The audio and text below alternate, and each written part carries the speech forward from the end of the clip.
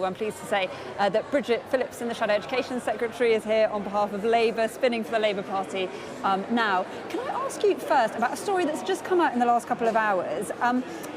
Darren Jones, your Chief Secretary to the Treasury, let the cat out of the bag. He says that the target of decarbonising the economy will cost hundreds of billions. You've rode back from £28 billion. Sounds like you might have let the cat out of the bag. Are you being honest about the finances? No, everything in our manifesto is fully funded and fully costed. What Darren was talking about is how we can use public investment as a spur to generate further private investment.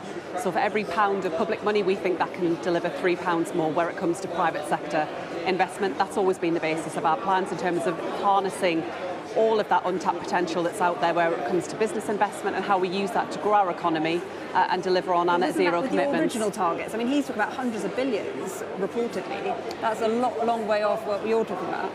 But that's about partnering with business to deliver on that, and that's always been how we've viewed these matters, which is, yes, the government has a role to play, but it's actually working alongside business that we'll be able to drive that growth, create those jobs. You know, we do need to make that transition around net zero. That's a challenge internationally, but actually I think it's a great opportunity to create well-paid, highly skilled jobs right across our country, and I think the country has to be at the forefront of this new technology, and I want it to be here in the UK. You're talking about growth a lot of your colleagues have been. It kind of reminds me of that Harold Wilson quote, I'm an optimist, but an optimist that carries a raincoat. Sounds like Labour doesn't have a raincoat. No, growth is central, and it's why it's our number one mission, and that's why Rachel Reeves has been quite right. But do you have a backup plan? Well, everything in our manifesto has got a plan behind it, so people can be confident that what we're setting out, we know we can deliver in terms of the spending that it involves, and it's all within that manifesto. People can go in, look at it and be confident in it. But we do absolutely have to get our economy growing, because if the economy in recent years had grown anything like the OECD average, so similar advanced economies, we wouldn't be in a situation where working people are time and again asked to pay more and more in terms of tax.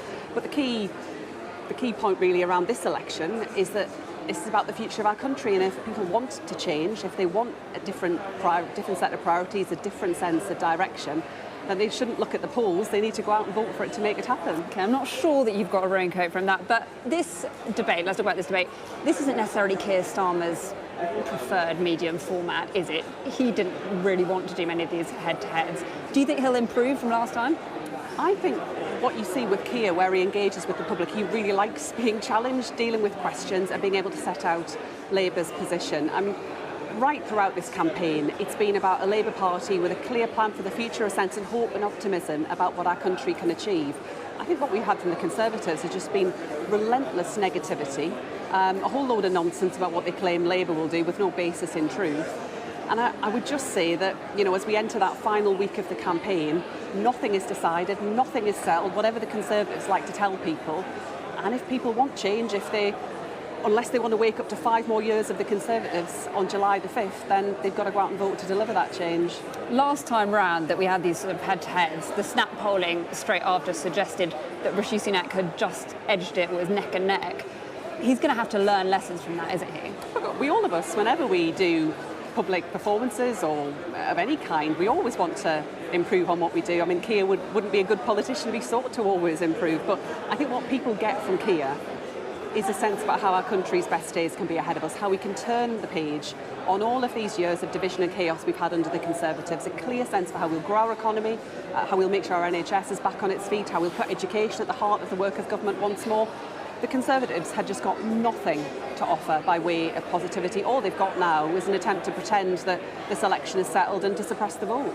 On positivity, I mean, inevitably it does just feel like when I speak to people in Labour, there is more of a sense of positivity than morale amongst Conservatives. I mean, do you think people have made their minds up? Is there any point in this debate, given how far ahead you are on the polls? No, I don't think people have made their minds up. And, you know, right throughout this campaign, I've been across the country speaking with voters, north, south, east and west. There are an awful lot of people out there that are still to make up their minds. And if you were to look at the polls, then I think people should caution it. There is big variation between them. In one case, 175 seats that are still too close to call.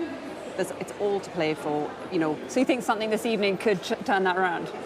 Well, I think it's Keir's opportunity to seek to persuade those voters who haven't made their minds up that the clear choice at this election is between a Labour Party focused on delivering the change our country needs and a Conservative Party that will just give us 5 more years of chaos and division. I honestly dread to think where the country would be if we have 5 more years of that. And goodness knows, for example, where our NHS would be. It's already on its knees. We've got a plan to turn it around. That's the kind of positive message that we've been taking out in the doors. Something that seems to have been overshadowing a lot of these debates is this betting scandal. Labour now involved too. You've suspended a candidate.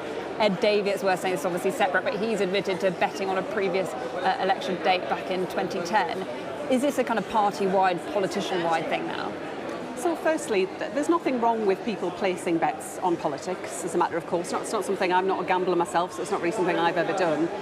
I think the issue where it comes to those that were close to Rishi Sunak and those candidates is the inside knowledge that they had then led them to place those bets. Rishi Sunak took a very long time to respond to that. With the Labour candidate in question, as soon as it came to our attention that he was under investigation, clear action was taken. I want to ask you about an interview you did on Sunday. You basically avoided saying if the party would scrap gender identity guidance in schools. Since then, Keir Starmer has said that it should not be taught in schools. Did you basically misspeak on Sunday? So I don't think it is right that you have ideology pushed to children. We do need guidance that sets out clear direction for teachers and school leaders about how to do that.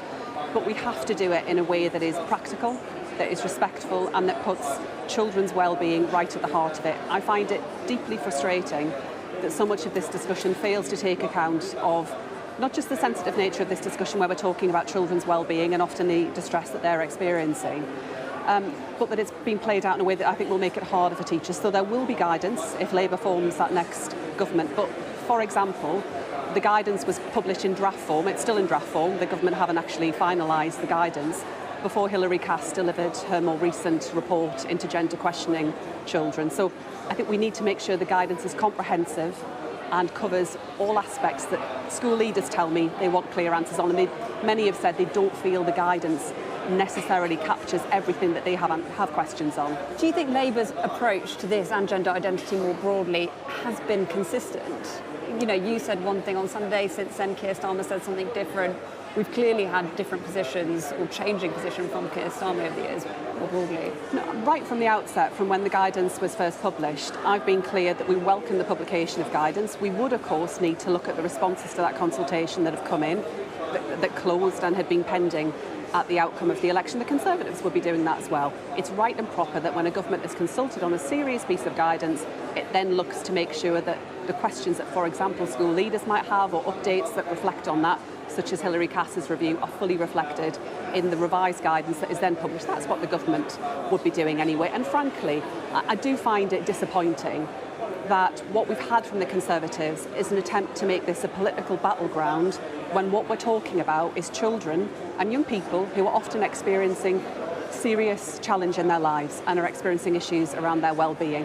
Let's take the discussion that we're having back to those children and the practicalities around making sure they're supported, not about headlines and newspapers. OK, Bridget Phillipson, Shadow Education Secretary, thanks so much for speaking to us. Thank you.